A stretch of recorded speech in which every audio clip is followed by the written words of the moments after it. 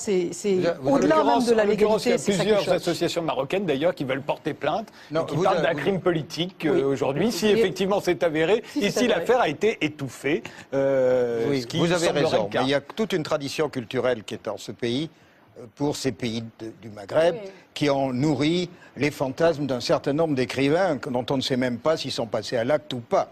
Je pense à André Gide, je pense à Monterland, la Rose des Sables, etc. Il y a toute une culture qui est fondée là-dessus. Si on peut appeler ça une culture, entre guillemets. Si on peut appeler ça une culture. Vous-même, je dis culture parce que c'est pas une culture marocaine. C'est pas une culture, c'est une tradition qui s'est dans une certaine classe sociale, qui est un certain nombre d'écrivains qui avaient des petites pulsions d'ordre homosexuel et qu'ils ont réalisé avec une grande lâcheté, dans des pays où régnait une certaine tolérance et surtout une situation coloniale qui leur permettait de faire ce qu'ils voulaient et que je réprouve totalement. Donc je suis totalement de votre avis. Si on peut mettre un totalement. Mais il y a une évolution dans les sentiments. Les choses ne restent pas là. Le fait que même un grand artiste ait pu avoir une relation sexuelle avec un enfant d'un pays plus pauvre, ça ne change pas qu'il soit un grand artiste, mais que maintenant, là, on ne le tolère plus. Parce que les sentiments des gens par rapport à ça changent, heureusement. Et le fait que maintenant on parle de ça, c'est très important, mais ça a toujours eu lieu. On découvre des choses, c'est-à-dire qu'on les dit. Mais ça a toujours été comme ça.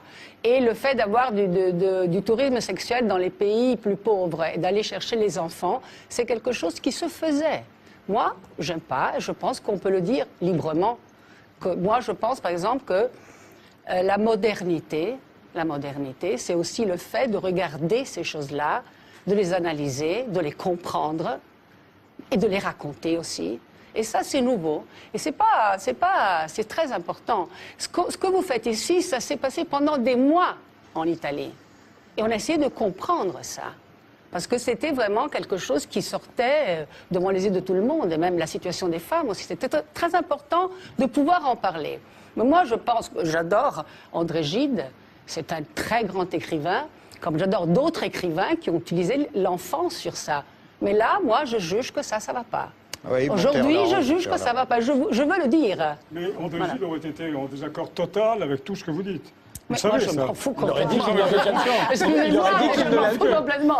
On peut aimer quelqu'un qui écrit bien et ne pas être d'accord avec lui. Non, mais indépendamment de la musique de Wagner. Indépendamment de la qualité de son écriture, le fond de l'affaire. Il aurait dit qu'il n'avait jamais fait ça. Oui, peut-être. Mais il y avait chez lui. Non, il y a une tolérance chez André Gide.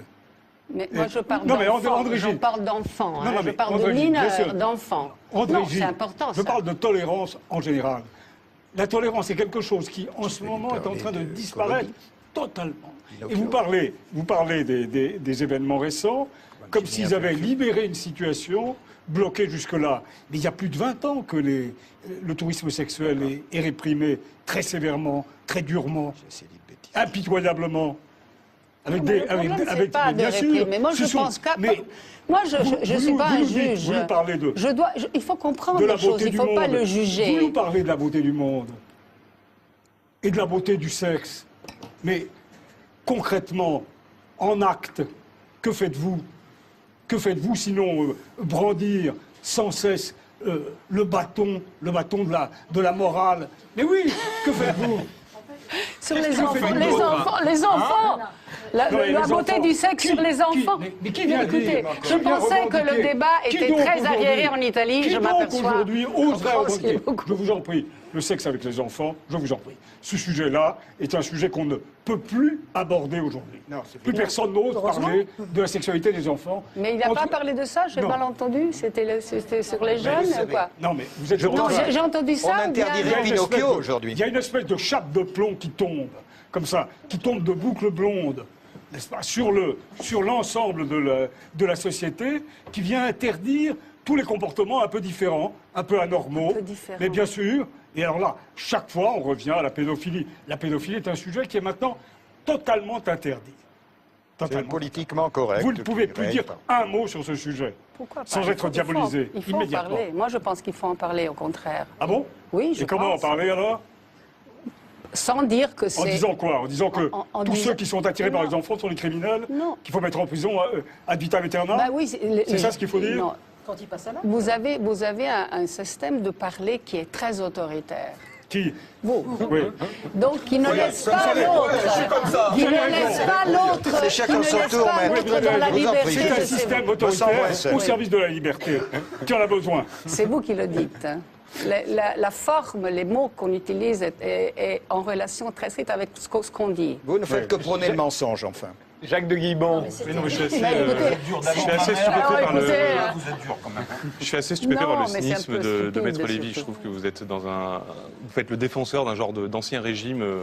Quand on voit Luc Ferry, là, on a l'impression vraiment d'être dans des salons 18e roulants où chacun va sortir ses petites histoires sur un machin, mais qui est un monde intouchable parce que c'est un monde politique au-dessus ou de dominant, etc. Et on n'a pas le droit de faire craquer. Et on a envie de comité de salut public quelquefois quand on voit ça.